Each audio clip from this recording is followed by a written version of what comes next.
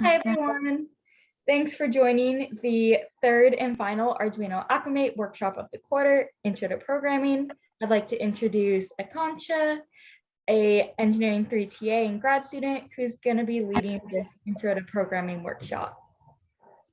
Okay. Hi everyone. My name is Aakansha, and so I'm a grad student now. I'm doing my master's in electrical and computer engineering, and I'm also a TA for Engineering 3, as Courtney mentioned. And my research is mainly focused on image registration and processing of different medical images and to detect different medical diseases. And it's focused on machine learning and deep learning technology. To all of you who don't know what an Arduino looks like, this is what the Arduino looks like. Okay, so in the Arduino, you'll see that there are digital input-output pins and analog pins, and we'll talk about that in a little bit. So the digital input-output pins, you'll see them on one side, and they'll mainly be, you'll know what they are by this over here. If you can just see, there's a digital pin section over here. You have your analog pins A0 to A5. You have ground, and you have a 5 volts and a 3.3 volts power supply. You can connect your Arduino to your laptop by plugging in your USB cable over here, and you can also connect it to a 9-volt battery if you have an adapter. So for all of you who don't have your Arduino IDE downloaded, you can use this link to download the IDE. And you can also use Tinkercad. This is a free 3D modeling software. You can use it to just drag and drop Arduino components, Arduino and other electronic components, and then simulate them by writing code. And it will show you exactly what you would expect in real life. It's really useful to use Tinkercad, especially when you're trying to tinker something or you're trying to create a new circuit that you don't, when you don't really have all the components you need. It helps when you want to decide whether or not to buy a component. If there is a sensor that's really expensive and you don't really know how to use it, this is a really good software to use. It will help you simulate it and know how your circuit or how a component works, how your sensor works, understand a little bit about it, and then you can just, once you're comfortable using it, once you feel like it does what you want it to do, you can just buy the component and then create it using the physical Arduino board. So now when you open your Arduino IDE, you'll see this. This is called a sketch. You'll see two loops. One is the void setup and one is the void loop. So the void setup basically runs once. So once you run your program, once you run the sketch in Arduino, this is the first thing that will run, and it will run once when you start running your program. And this is where you would typically initialize all your variables. You would write what your inputs are, what your outputs are. If there are any other, if you want to start a serial monitor, this is where you would initialize it. And then the heart of your actual code would be all in the void loop. So this runs over and over again while the Arduino IDE or your Arduino program is running. So in this loop, you'll just allocate, you'll just tell the Arduino that this is what I want to do. This, I want to turn the LED on, I want to turn it off, I want to use this sensor and I want it to detect some values, and you want it to go over it again and again. So you want to, if you're using a sensor, you want to detect the value of that particular sensor, whether it's on or off or what's happening in real time. So once you run the loop, this is what will, once you run your program, this void loop will run over and over again till you terminate the program. I mentioned that there are digital and analog pins so digital simply means that there are two states, high or low, on or off. And analog signals have continuous states. So it can be varying values, like it can be 35.7 or it can be 0.56, whereas digital can just be zeros and ones. So you would use a digital signal typically when you're using your LEDs or your push buttons, and you would use an analog. You use your analog pins when you're using sensors such as temperature sensors or pressure sensors or photoresistors. Since they have a more varied value, they can't just be on or off, not high or low. In temperature or in temperature sensors, you can have values like 30.05 or 40.1, which you can't really depict using digital signals. So when you're using a digital component, you would typically use one of these pins. And when you're using an analog component like your temperature sensor, pressure sensor, or anything that uses a wide range of values, you would use these pins over here. Okay. So when you start writing or when you start allocating your sensors or your components to different, to use them, you would have to use these different functions in the Arduino IDE. These functions basically tell your Arduino to do something you want it to do. For example, this first one, it's called digital read. So that basically reads the value of whatever you have attached to a digital pin. So as I mentioned over here, if you have your LED or a push button attached to one of these pins and you want to read what their value is, whether it's 0 or 1, whether it's on or off, you would use digital read, and then you would use whatever pin the component is attached to. For example, if I have a component attached to here, and say it's an LED and I just want to know whether or not it's on or off, I will just write digital read, and then in the parentheses I'll mention 13. So it will just read whether the LED is on or the LED is off. Thirdly, you have digital write. That does the exact opposite of the digital read. So it assigns a high or low value to whatever pin the component you want to assign a high or low value is attached to. If I have an LED attached to pin 13 and I want to turn it on, I would just write digital write 13 high. That means I'm assigning 13 to be high or to be on. So the LED will turn on once that line of the code gets executed. There's a pin mode function. So this would typically be in your void setup, and it will be used to set at any pin as an input or an output. So if you want your LED to be an input, you want to read the value of the LED. If you want to know whether the LED is on or off, and you want to use that information to do something else in your program, you can, and you have your LED connected to pin 13, you would write pin mode 13 as input. So you're trying to get information from that, from the component that is attached to pin 13. If you want to set it as an output, if you want your LED to be an output, you would write pin mode 13 output. Then you can use your digital write to set it as high or low. It would be the same for an analog sensor or an analog component. You would just use the same thing. It's pin mode is just used to set something as an input or an output. So if we go back here, and if you have an analog component, sorry about that, if you have an analog component attached to A0, for example, you would write, and if it's an input, you would write A0, a pin mode A0 input. We'll go over how to simulate the Arduino environment on Tinkercad, and then you'll get a bit of understanding of how these functions work. So analog read, similar to a digital read, it will read the value from the analog pins. So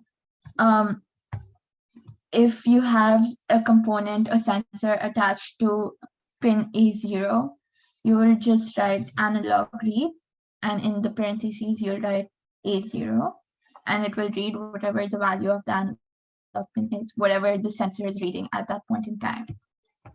Analog write will write a value to the analog pin. If you have an analog component that you want to give some particular value, you want to initialize it to some value, you would use the analog write function, and in the parentheses, you write whatever value you want to assign to that particular pin. So for example, if I have a component attached to A0, I would write analog write A0, comma, whatever value I want to assign to that pin. And delay. The delay is, it just pauses the program for a certain number of milliseconds. You can decide how many milliseconds you want to pause the program for. For example, we'll go over this in a little bit in our blink circuit. If you want your LED to be on for, say, 1 second, that will be 1000 milliseconds. So you would just write delay and then 1000, and that will assign the LED, that will help the LED to stay on for 1000 milliseconds. And then after that delay, you can just write digital write and then turn the LED off for a certain number of milliseconds and then turn it on as you wish to do. Yeah, so for the blink circuit in Arduino, this is what we will be going over. So these are the components you would need. Firstly, you would need an Arduino Uno. You need wires to connect the components together. You would need one LED and a 220 ohms resistor. So LEDs generally have polarity. There is a long lead and a short lead, an anode and a cathode. And it's really important to connect the anode and the cathode to their respective terminals. So typically you would connect an anode to the input-output pins and the cathode to ground. If you connect it the other way around, current won't be able to pass through the LED, and you won't be able to turn on or turn off the LED at all. You won't be able to use it. You'll observe that there is a resistor over here. The resistor is connected to the LED to make sure that the LED doesn't burn itself out. So it acts as a current limiting device. If you're supplying too much current to the LED, then the LED can burn out or break. So you want to limit some of the current that is flowing to the LED. The LED normally has a capacity, it can take up to 20, I think, 20 milliohms, not ohms, sorry, milliamperes. So you need to have a resistor that limits the amount of current that's flowing from the Arduino to the LED to get it to work. So we typically use a 220 ohms resistor for that. So this is what the Arduino sketch would look like. So this particular, if you don't have anything written over here, or even if you do have things written in your Arduino IDE, this image or whatever you see on your Arduino screen is called a sketch. And you can write your functions in there, you can write what you want the Arduino to do, and then you can execute it. So we will build the blink circuit in the Arduino using Tinkercad. So let me just go to Tinkercad, and you will be able to sign into Tinkercad. You can just use your US Davis accounts. You have free access to Tinkercad. You can just use any Google account as a matter of fact, and you'll be able to start creating whatever you want to in Tinkercad. So when you just go to Tinkercad, you will see this, and I think normally it opens up as a default setting, it will open up a 3D designs. That's not what you want to do. I mean, you can create 3D designs as well, but what we will be creating are circuits. So we'll just create a new circuit. And the components we want, just give me a minute. So the components we want for our blink circuit are the Arduino. So I'm just going to pull it. You'll be able to see a menu over here, and you'll see all the components here. You can also search for them by typing it here. So you'll pull the resistor. We want a 220 ohms resistor, and we want an LED. So if you want to change the value of the resistor, you would just click on it, and then you can change the resistance. So we want a 220 ohms resistor. Just make sure that you change the ohms. Its default setting is 1 kilo ohms. So make sure that you can change these values. You can also, in fact, change the color of the LED if you want. If you just click on the LED, you'll be able to see that there are different colored LEDs. For now, we'll stick to red. As I mentioned before, the LED has a cathode and an anode. The anode will be connected to one of these digital pins, and the cathode will be connected to ground. That's typically how it works. If you connect it the other way around, nothing will happen. You won't really see any difference. So what we want to do is connect the cathode to ground like this. You can just hover over the pins of the LED and just connect them to the pins of the Arduino. It should be that simple. The resistor normally doesn't have any polarity, so you should be able to connect the resistor in any way. So for now, we're just connecting this to pin 13. Normally, when we create circuits on a physical breadboard or in real life in physical environments or on Tinkercad, normally what we do is we use anything that's connected to ground. We'll use a black wire for it. So you should be able to just click on the wire, the connection that you made, and you can change the color of the wire. Similarly, you can change it for this as well. If you're using the 5.5 volts or the 3.3 volts power supply, you typically use red.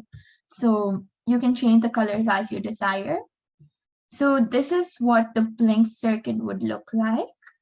And if you observe here, there are a few lights or LEDs that are present on the Arduino board.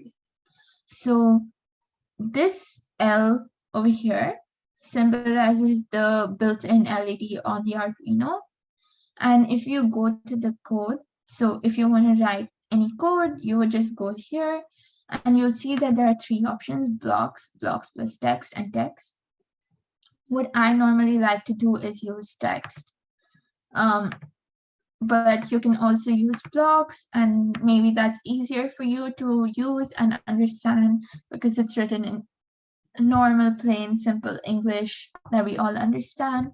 If you're not super good at programming, this is a really helpful tool for you to use. You can just change, like you have different options here, and it says set built-in LED, which is this one. This is the built-in LED.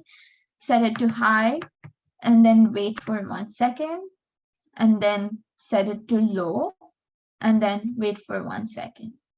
And if you just go to text, so normally in the Arduino IDE, you have to use C++. And as you can see in my sketch, I have a void setup and my void loop. In void setup, I would initialize any variables, use pin mode to set something as an input or an output. So here, my LED is an output. I'm going to consider it as an output for my blink circuit. And I'm going to set pin mode. And pin mode basically sets anything as an input or output.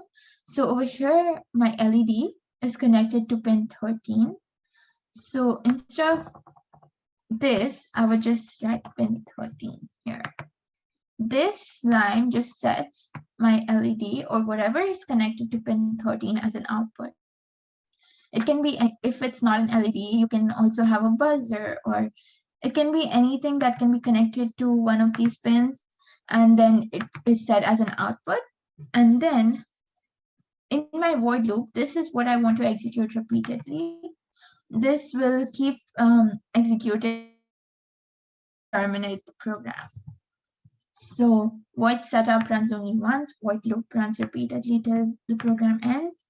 So using digital write function, I want to turn on my LED that's attached to pin 13 here. So I would just write 13 and then turn it assign it a value of high. That means I'm turning anything that's attached to pin 13 to be high or on.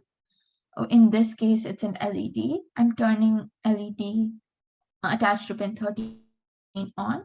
Then I'm going to wait for 1000 milliseconds. And then after that amount of time, I'm going to set the LED to off or low. So I'm going to change this.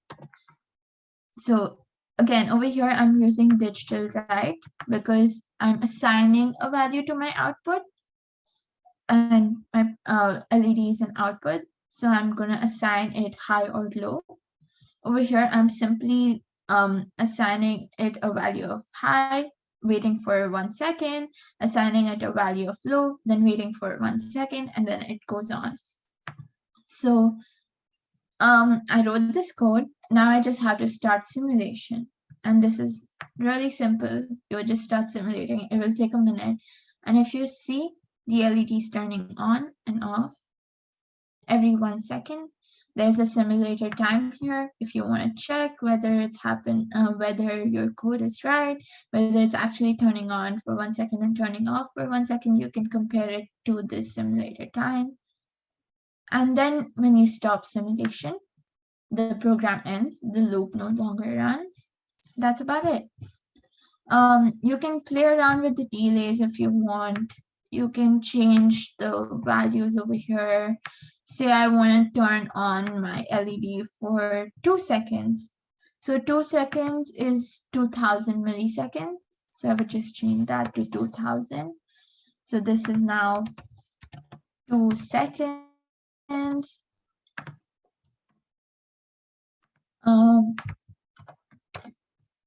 And if I run this, you'll see that my LED is on for 2 seconds and then it turns off for 1 second. Again, you can play with it a little bit if you want to understand better. Yeah, I'll also show you how the breadboard works so that you can create more complex circuits. It's difficult to just attach everything the way we did. It's easier to use a breadboard in this case. So we'll create the blink circuit with a breadboard once I explain what the breadboard does and how it works. If you want to look back to how I wrote this code, you can just use this sketch over here. And just change the LED built in to any other value, to any other pin that you're assigning as output or input. One important thing that I forgot to mention, if you see over here, the LED built in turns on and off the same way that my LED attached to pin 13 does. So you can use that to check if your Arduino is working. In case if you don't see anything happening here, probably something went wrong in your circuitry and that's why nothing's working. Let me stop this and show you what happens when you don't have a resistor here. So if I just simply attach this to the Arduino, the good thing about using Tinkercad is that if you attach something incorrectly, it kind of gives you an error or a warning and tells you why something's not working. So if you see over here, there's a small exclamation mark. It tells me that the current is too much, and then the usable lifetime of the LED may be reduced because the LED can only take about 20 milliamperes. So I need to supply enough current for it to work. If I supply too much current, then it can burn out. So that's why we use a resistor here. Let me go back to breadboards. So okay, so this is what a breadboard looks like, and you'll see that certain sections, like certain rows and columns, are highlighted. So these vertical rails, the blue and the red ones, they are normally connected by conductive strips. So if I have a wire attached over here, say I have my 5 volts power supply attached to this particular box in the breadboard. And if I want to extract that 5 volts from this box over here, I don't need to, I can just put a wire from my Arduino to the breadboard over here, and I can just use any of the pins on this vertical rail, and it will give me the same 5 volts because it's all, as you can see, all of these pins are connected to each other. So all of them contain a 5-volt power supply. Similarly, if I have ground attached to one of these blue lines over here, if I use any of these pins in the vertical rail, all of these pins are attached to ground if I have one pin attached to ground. These horizontal rows work in not quite the same way that these vertical ones. These horizontal ones are connected to each other on either sides of the central divide over here.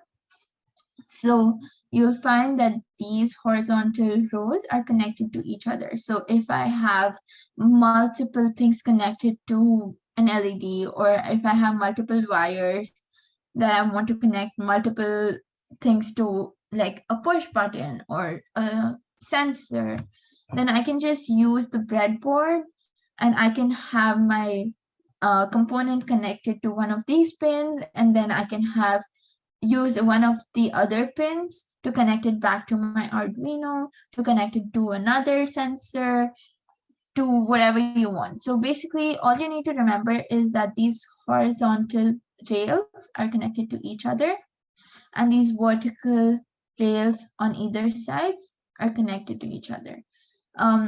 These rails, this red and this red one, won't be connected unless you have a wire connecting these two physically. But if you have just one wire connecting this rail to this rail, then both of these should have a 5 volts power supply. Similarly, the same thing happens for the blue lines. If you have ground connected to one of these pins, and you want ground to be available here as well, you can just use a wire to connect these. But if you have something connected to this pin and you're trying to get the same value in one of these pins, you won't be able to because there's a central divide. So these pins over here aren't connected to these pins over here. So just be mindful of that. If you want to form a connection, so you can just attach a wire over here, and then you'll have all of these pins connected to each other. The central divide is normally used when you're using an IC, and you can just use either sides, or like either of these sides, to get different connections. If you have a component with 4 or 5 or 6 pins connected in one of these, then if you're trying to extract different values from either side, you won't be able to because all of these pins are connected to each other. I mean, you'll only be able to understand that through practice when you try, and you can just connect like a multimeter to either side, and you'll be able to see whether these pins are connected to these pins or not. So we'll try and create the same blink circuit that we did using the breadboard, and that hopefully will give you a little more understanding of how the breadboard works. So let me jump back to my Tinkercad.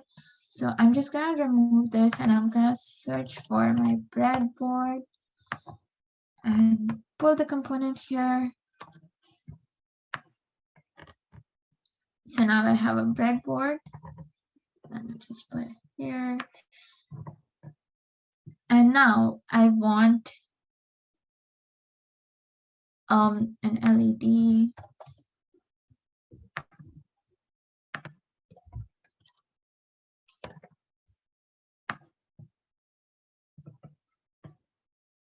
And I want a resistor. So again, the LED has polarity. So the cathode would generally be connected to ground.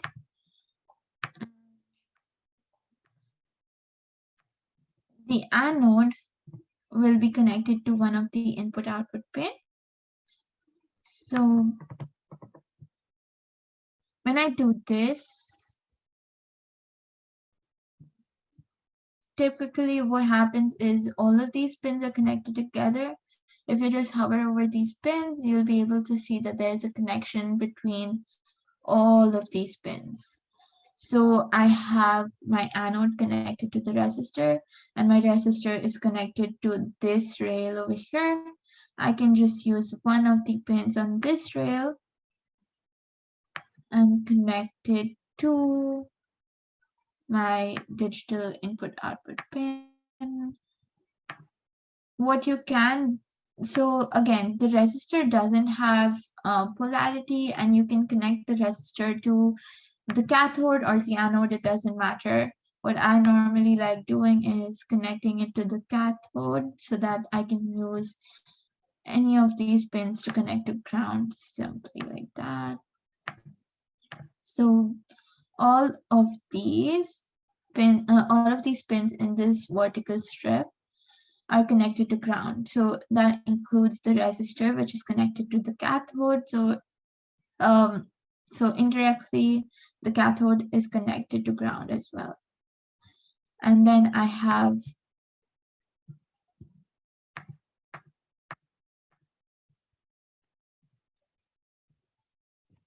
my anode connected to, let's just assign it to pin 10 for now.